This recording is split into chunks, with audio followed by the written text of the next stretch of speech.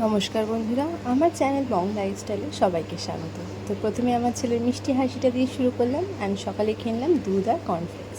আজকে একটা lunch prepare করব, যার জন্য নিয়ে নিলাম প্রথমেই চাল, যেটা দিয়ে আমি ভাত বানাবো। তারপরে নিলাম ডাল, যেটা সিদ্ধ করতে বসিয়ে দিয়েছি।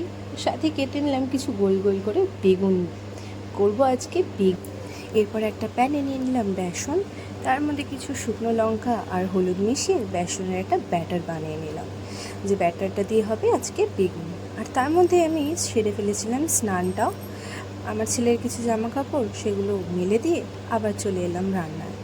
ডাল আমাদের সিদ্ধ হয়ে গেছে, তার সাথে কেটে নিলাম কিছু স্যালাড, যার মধ্যে শসা, পেঁয়াজ আর টমেটোও দিয়েছিলাম।